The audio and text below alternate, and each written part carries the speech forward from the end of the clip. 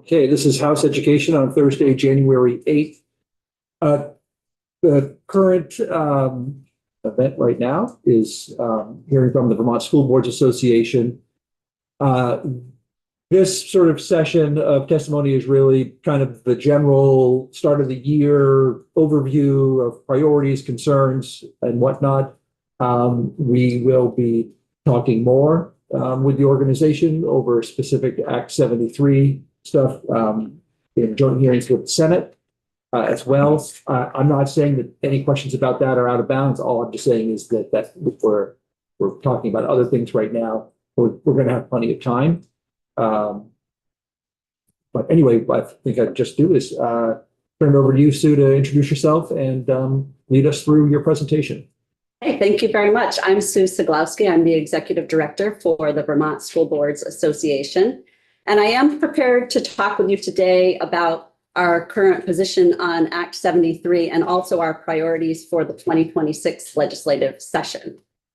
So I'll start out with the current position on Act 73. VSBA appreciates the goals of Act 73 to improve student outcomes, create a more cost-effective system of schools and districts, and ensure the most efficient use of public finances. And we support seeking viable, sustainable solutions to these pressing issues in public education.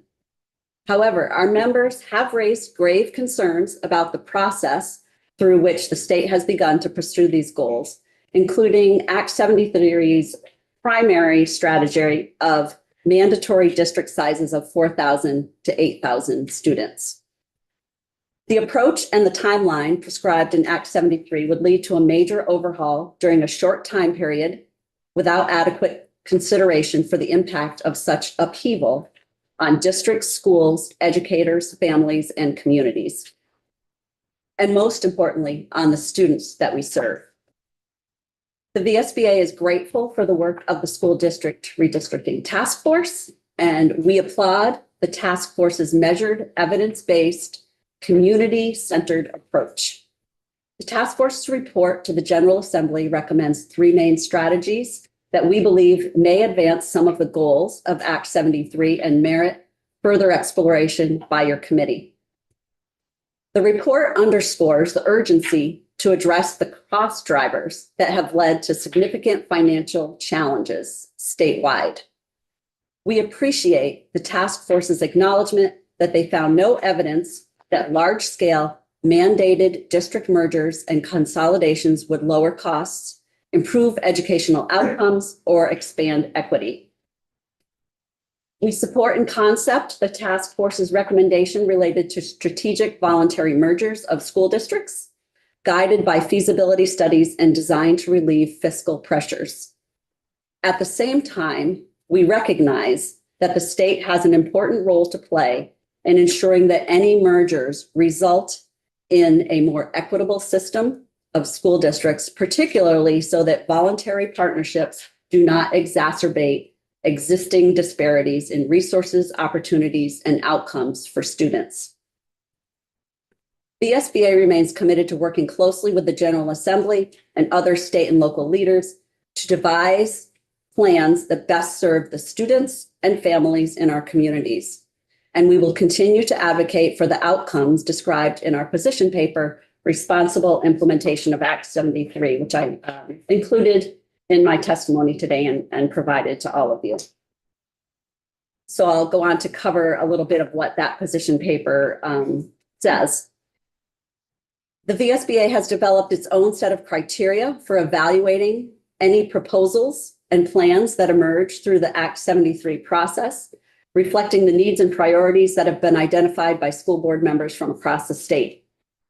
Before I cover those criteria, a few points. As we continue to explore options for shaping the future of public education in Vermont, we strongly urge state officials to ensure that school board members have strong and meaningful participation in the decision-making throughout the remaining phases of the project, and ensure that the affected communities have a voice in any proposals related to school mergers and closures. We'd also ask that the legislature provide detailed analysis, data, and evidence to support the premise that widespread consolidation and redistricting will yield lower costs better schools, and ultimately improve student outcomes if you are headed in that direction. And develop a comprehensive action plan and timeline that address the vast range of considerations and variables that must be taken into account to ensure successful implementation of any redistricting proposal. Now I'll move on to the VSBA's criteria for a successful statewide plan. Our members from across the state have shared their perspectives on the essential components of any plan to transform public education in Vermont. And we believe that successful proposals for reorganizing Vermont's public school districts will, first, be grounded in a unified vision for Vermont's pre-K through 12 education system. Second, demonstrate improvements in student outcomes supported by evidence that proposed models will deliver better learning experiences and results. Third, ensure equitable access to public educational opportunities, including academic programs, support services, and extracurricular activities. Fourth, share responsibility for students across all districts, acknowledging that some populations require additional resources. Fifth, expand access to high-quality career and technical education and flexible pathways that meet future workforce needs. Sixth, increase resources for modern, safe, and adaptable school facilities. Seven, address rising cost drivers, health benefits, mental health services, facilities needs, and special education in ways that are transparent and cost-effective. Eighth, ensure meaningful participation by school boards and communities throughout the process. 9, base decisions on detailed data and cost analysis before adoption of any structural changes. And this includes evaluating projected cost savings and impacts on class sizes, staffing levels, and educational quality. And 10th, support thoughtful implementation with robust transition plans and appropriate funding to minimize disruption and ensure effective outcomes. School boards strongly urge that redistricting, where considered, be based on sound research, clear evidence of benefits, and robust community engagement. Decisions should reflect regional differences, uphold local democratic participation, and preserve community connections to schools. I'll move on now to our legislative priorities, unless Maybe we'll stop here and pause, and if folks have questions on this, I think I might just ask in general. Much of what is asked for here probably couldn't be delivered by, but before making any changes. There's a long list of things that the SBA says needs to be in place before significant change is made. This is a pretty tough list, I think, for any state with any amount of resources to fulfill. In the absence of being able to sort of apply, to create all of these assurances, should we do nothing? I think this list was created really as a way for the VSBA to evaluate any proposal. And it isn't, the list is not ordered with a certain priority, and there's not a certain amount of weight given to any criteria. I think that the VSBA board would look at any proposal in its entirety and apply these criteria, and then make a decision about whether they support the proposal or not.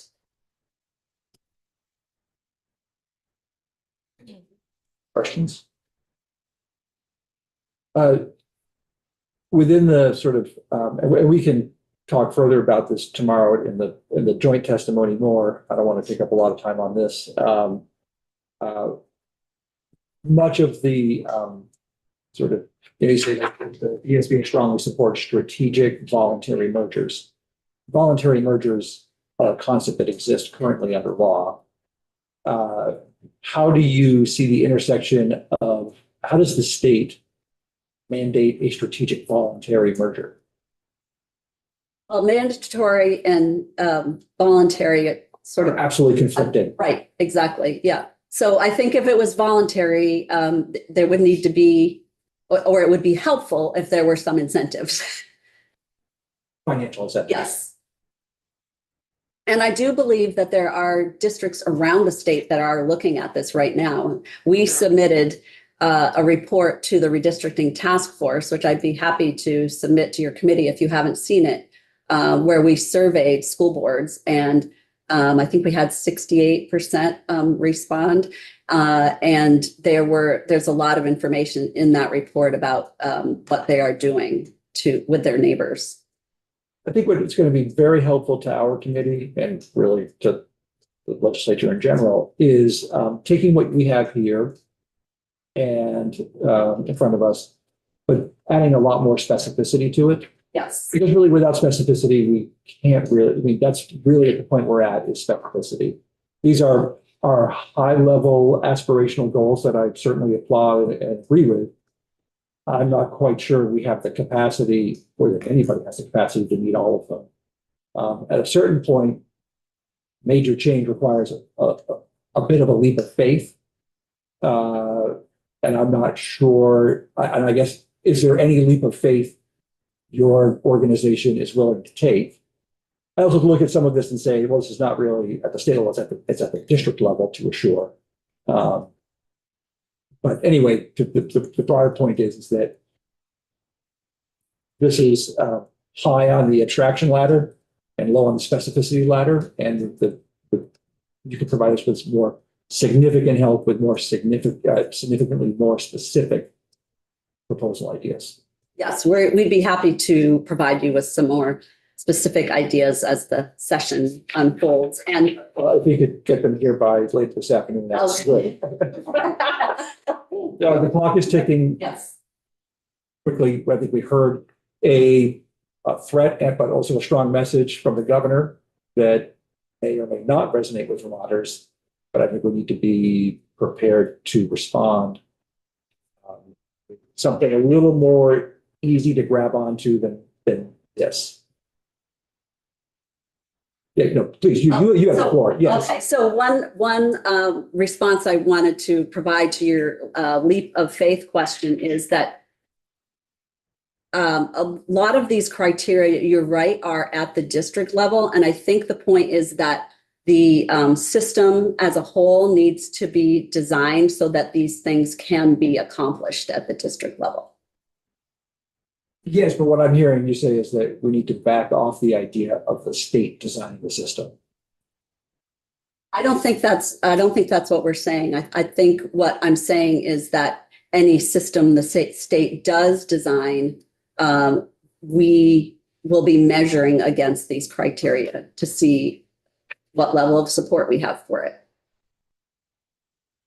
I was just gonna say, I recall seeing or skimming through that report that was provided to the task force about which districts are currently sort of undergoing conversations about, voluntary murder. So I think it would be really helpful to have that.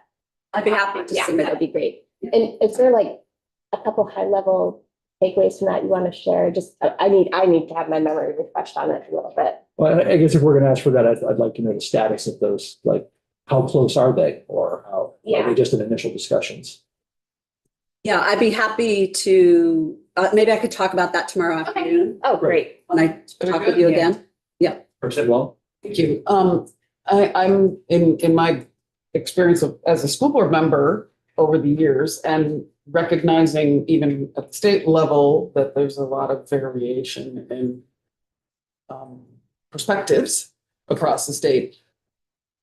Reflecting back on what Representative Conlon was sharing, how divided do you feel the school board members are, and even your board are, on being able to bring more definition to some of these criteria for us? I mean, is there a lot of variation? I know what my area feels like, but it's always hard to grasp what other folks really feel like, except for those who sit around the table and tell us. Well, there's definitely a broad range of opinions among school board members. And I would say that our board is they have very robust discussions on these topics, and they are able to come to a majority decision and support that decision. Okay, good. There's questions, and again, this topic will be a major focus in our joint hearings. Thank you very much, Sue. Go ahead and move on to the Priorities? document. Okay, happy to. Before I move on to covering VSBA's legislative priorities, it is very critical to note that school board members across the state are working very hard on budgets that provide a high quality education at a cost that is supported by taxpayers. In this extremely challenging time with costs rising, school board members are as concerned as everyone else about the rising property taxes. Sustainable education transformation must address structural cost drivers, especially healthcare benefits, while being guided by evidence, transparency, and meaningful community engagement. Without these elements, reforms risk increasing costs, disrupting students and communities, and failing to deliver promised improvements. So our first legislative priority is reforming the Commission on Public School Employee Health Benefits. School boards support the goals of a cost-effective system of education that works for students and taxpayers alike. And one of the most significant fiscal pressures facing Vermont school districts is the sharp escalation of employee health care costs. Health benefits for public school employees now exceed $300 million annually, and I believe we're actually getting up toward $400 million, and have grown significantly faster than inflation and state revenue. The most common plans premiums have more than doubled over recent years, rising approximately 125% from FY18 to FY25, while the Consumer Price Index increased only 32% over the same time period. Just pause it before you move on to a different topic, or unless you're continuing on. I've still got more on this topic. Go ahead. Okay. Healthcare costs are projected to comprise upwards of 20% of district budgets. If current trends continue, we're at over 15% now and quickly headed toward 20%. These increases limit Ford's ability to invest in classroom instruction, student supports, staffing stability, and facility maintenance. So the VSBA urges the legislature to revise the structure and the function of the current Commission on Public School Employee Health Benefits to include independent, neutral members focused on solutions rather than adversarial negotiations, capping the total value of health benefits with thoughtful phasing, requiring a single statewide HRA administrator to reduce unnecessary variation and cost, expanding the arbitration criteria to include comparability to Vermont Health Connect plans and the economic impact on education spending, and allowing for blended arbitration outcomes rather than winner-takes-all awards. These reforms will help bend the trajectory of health benefit cost growth and protect educational resources for students. They absolutely need to be part of the education transformation discussion. There is a bill that will be introduced soon that will provide detailed language on our proposed changes. And there was also a bill introduced in 2021 by Chair Conlon that is worthy of taking another look at as well. I was going to move on to the next topic unless you. Just a couple questions. So yesterday we heard the Commission on the Future of Public Education report. The recommendation in that report is that healthcare benefits get recoupled, either as part of a statewide teacher's contract or as part of, or back to the local level. Does VSBA have a position on that? We agree that they shouldn't be decoupled as they currently are. We don't have a position yet about at which level they should be. And just a broader question, obviously I sponsored a bill in 21. I agree with what you're saying. Healthcare costs, however, have gotten so unbelievably burdensome that I almost feel like those changes almost just nibble at the edges, because it's happening to everybody. It's not just the teacher. So that even at sort of the 80-20 that we have set today, that 20% premium cost is a huge number even for a teacher. And so I just find myself, as we think about, how we deal with the burden of the cost of education, and there is just simply no question that healthcare is crushing that in many ways, but I don't think it's solvable unless it's solved at a national level. Because the taxpayers are going to pick up the tab one way or the other, unless we just sort of say, public school employees pay more, which, I'm not saying that's right or wrong. It just seems that healthcare has reached such a level of crushing burden that even those proposals, which I think are sound, are nibbling at the edges of a problem that we almost can't solve in Vermont at this point, where we have the highest, other than what we can do to lower the cost rate of the state, because we are the highest cost state. I don't know if I have a question or if I'm just editorializing. I'm just going to stop talking. We need to address it from many different angles. Let me see. What I'm saying is that we keep talking about healthcare as a cost driver. We talk about other things as cost drivers, but this is one where it's like, yes, it is. It's a reality. It's a reality that we can't necessarily change. Yes, we are doing things like reference-based pricing.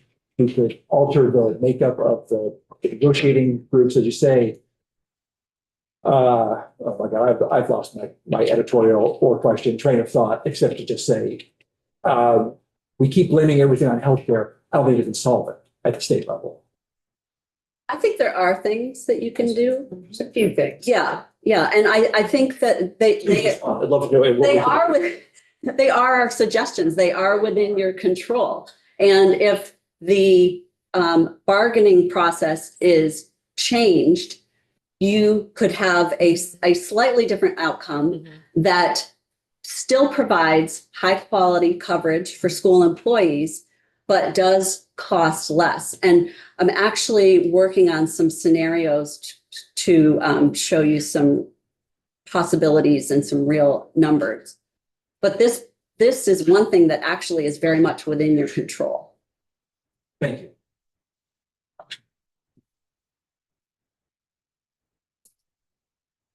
No, I was just saying, Oh, yeah, I'm sorry. no, it's fine. I was gonna give up on it anyway, because I think it was what you said. We can't, yes, healthcare is a driver. It's not in our purview to fix the entire healthcare system. And here are some specific, even though they're nibbles, but some specific things that are within our purview, Vermont's purview, that could be a start to reducing costs. Yeah, I love it. Mine is sort of a defeatist attitude. Like we can't do anything, so let's just give up. I appreciate you. Yes. To do that is something. I'll take something. So my next point is related. It's about stabilizing education costs and taxes. And VSBA supports targeted reforms to stabilize education costs by addressing major cost drivers, such as I just spoke about, health benefits, facilities, and unfunded mandates. We also recommend rigorous data-driven modeling to demonstrate long-term effects of proposed changes on districts, taxpayers, and statewide property tax burdens. Third, ensure fair, transparent education funding. The purpose of the education fund should be reviewed to align its use with equitable access to high-quality education. Vermont students deserve a system where the funding formula is transparent, predictable, and grounded in reliable cost and outcome data. Fourth is strengthening student mental health supports. I'm going to back up to transparent education funding that is, sort of well-defined. And do you feel that the foundation formula as described in Act 73 meets much of that criteria? I think a foundation formula in general does meet those criteria. The details definitely matter. What the base amount of funding is matters. And I think with the way that health insurance costs are growing, the yearly inflator really matters as well. And we also don't have the data on how that formula would impact districts as they are currently designed. So I think that that would need to be, looked at again, depending on what the district sizes are. I mean, I think there's no question that the foundation formula is going to produce winners and losers. How do you navigate that within your organization? That is a very big challenge. You're right that it does have winners and losers. And I think that the legislature, it will be important for you to address that with some phasing. Which is included in that. Yes. Should I move on? Please. Okay. The next is strengthening student mental health supports. Mental health needs continue to grow statewide. VSBA calls for full, reliable funding of school-based mental health services and youth support programs, recognizing that such investments reduce long-term educational, social, and economic costs. Fifth is maintaining and modernizing school facilities. Safe, healthy learning environments are essential. We support sustainable, predictable funding for school renovation, construction, and necessary remediation, including environmental issues such as PCBs. Six is promote accountability for public dollars. When public funds support services or education outside of the traditional public education system, there must be clear standards for quality, equity, efficiency, accountability, and transparency. And last is supporting community-based education. Local elementary schools serve as cornerstones of Vermont's communities. Policy decisions must preserve community voice and ownership, ensuring education systems remain responsive to local needs and contexts. And I will conclude by just saying that the VSBA stands ready to work collaboratively with you to advance education reforms that support students, respect communities, and sustain taxpayers. We ask the committee to embrace thoughtful and evidence-based change and to ensure that local school boards have a meaningful voice in shaping the future of public education in Vermont. Thank you very much for your time and your leadership. Thank you, Sue, very much for your time and the presentation as well. Just want to open up to questions on any topic that we had just before us. Rob, go ahead. Could you just give me a couple examples of unfunded mandates that you're talking about? Oh, Just yeah. a couple. Yeah. Oh, well, Dozens. a huge unfunded mandate is the PCB Mitigation. program. Yeah, okay. Yeah, that's a very big one. Okay. But most of the time, when the legislature passes a bill that requires Staffing. schools to do something, there's an unfunded mandate within it. Right.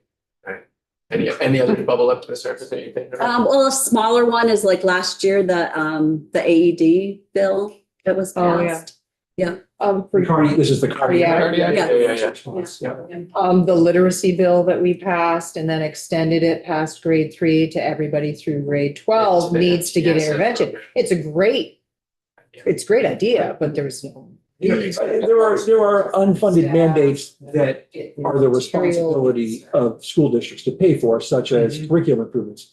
But another example, and this predates me, so I don't have to take any blame for it. But we passed something that said that all cleaning products Had to be had to green. have a certain, had to be green. There's no. And turns out that's actually a little more A little more complicated expensive. because it's expensive, but also like there's a review process of every cleaner Right. that is used. That's taking up resources and time. I've gotten a lot of emails about the HHB. Would that be? Hazing, harassment. Yeah. Is that That's, also? there's just, there's stuff that has to occur in schools Yeah, that of taxpayers have to pay for. Yeah. Um, Okay, I was just those are rule changes. trying to corral that. In. Thank you. Here's some examples. I'm moving on from that because, gosh, they're there, but it is somewhat related. I'm going to make a statement, which is my takeaway from what I'm hearing from you, and then say yes, say no, and then expand on it if you could. Okay. So my takeaway from what I'm hearing from you and this isn't, it's outside, there's plenty outside of this, but two specific things that I think sound like they're very important from the VSBA perspective, and that is analyzing cost drivers, accurately analyzing cost drivers before decisions are, final decisions are made, and then evidence-based, using data-driven decision-making. And that's sort of what I'm taking away from here, and those are really important to me too. So I'm asking if that's what you think that is grounding much of what your priorities are, and could you expand on that if that is true? Yes, that is absolutely true. And it's something that we've heard from our members over and over in resolutions. We had a resolution a couple of years ago that prompted us to put together a group of school board members because it was a resolution looking at the effectiveness of our agency of education. And and we put together that group. They issued a report, which I submitted as testimony last year.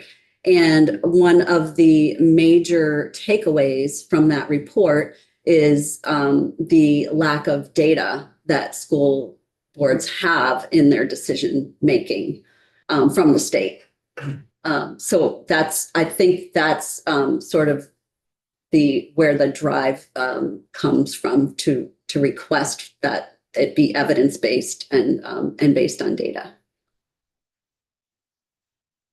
I would sort of say, when is there sufficient data? There's a certain point at which there's no more data to be collected because it doesn't exist. And is that going to be enough data? And this is what I talk about, kind of having a leap of faith as we move forward. I just think that I don't know how we get beyond, or if we can, maybe we just say, okay, we don't do anything until everybody feels like they are comfortable with the amount of data that's there and available. I think that's one thing we just have to simply wrestle with. Yes. That's sort of on us, not on you. But I think it's just a challenge for all of us to think about in terms of, okay, at what point do we say we still need to move ahead? We don't know exactly what is going to happen. Here's what we think will happen. And then figure it out from there. I had another question, but it's gone out of my hand. So Write stuff down.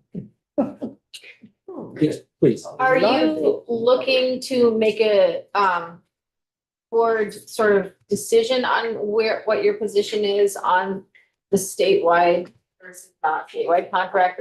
Like, are you looking for more information? Or are you taking a stance of neutrality? I think there will be a stance on that. It just hasn't been developed yet. Yes. Okay. Well, actually, one of the things that you brought up in the paper is the importance of having change not disrupt kids. Actually, totally laudable. How do you think, let's say we move ahead with Act 73, create 20 new school districts, which is really kind of a governance and funding change. But right down at the kid level, where do you think that disruption, what do you think that disruption would look like? It could manifest itself in a lot of different ways. It could be that student's school closes. It could be that they have a different or a longer bus ride. It could be that their teacher changes or that their grade gets combined with another grade and there's one teacher teaching two grades. I think there are a lot of different ways that it could disrupt students. It could also. Those examples you gave, aren't those more at a district level? Yes. Decision making, not at a state level decision making. Yes. Whereas the state's not, Act 73 isn't closing any schools. It's not creating longer bus rides. That's the result of decisions that might be made at a district level. Yes, and those type of decisions are being made even right now by districts. But you were asking about how would it affect students. I think that it would be extremely disruptive to the system overall. So that's something that we have to consider and plan for and make sure that there are resources to support any kind of transition.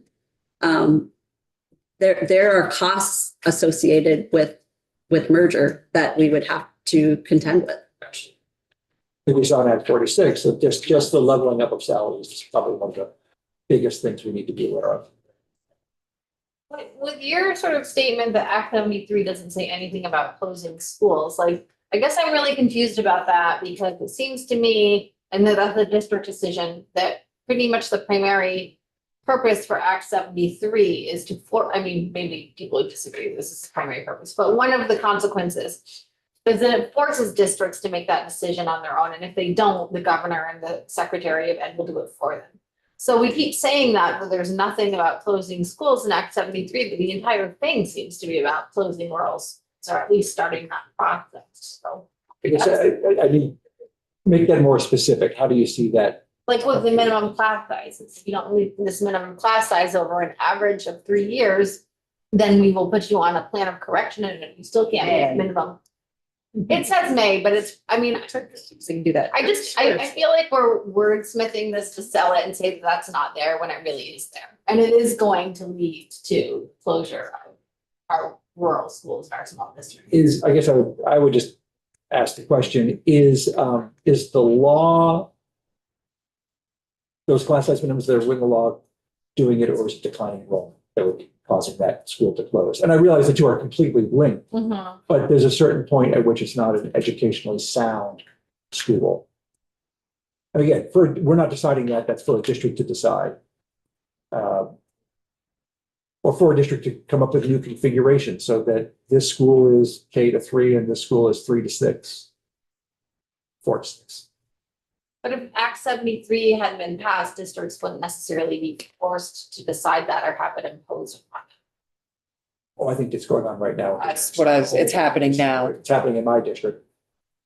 And it's happening in, I don't want to editorialize. Yeah, right, that's a Yes, yes, district yes. decision versus the state sort of saying, if you don't decide this, the plan is in place, it's eventually gonna be happen anyway. I agree. Yes. I don't know what my question is, right? No. That's well done. Any other questions? Again, we'll have Sue as part of the joint meeting tomorrow. All right, we'll Thank then you. close here. Thanks very much. I think what you see here is us wrestling with the same questions you're wrestling with, and so we apologize for our own cross discussion, but that's what's going to move us forward. Yes, there aren't any simple answers. Thank you very much. Thank you. If there were simple answers, it would have. Matt, would you please give us an update as to what we are doing next? I deal with us. We have 30 minutes break. Okay, and then after lunch? After the joint hearing. Yeah. Senate Education and Redistricting Task Force. It's downstairs, right? In room 11. Room 11. At 1:15. 1:15, room 11 is our next commitment, if I understand that correctly, Task Force. tomorrow. We got a fair bit of time for those of you who need a refresher, because I know you've all read it once. Maybe if you The got. task force report? Yeah. I should skim that. There's going to be a lot of discussion about Appendix E, which is review. Yes. It's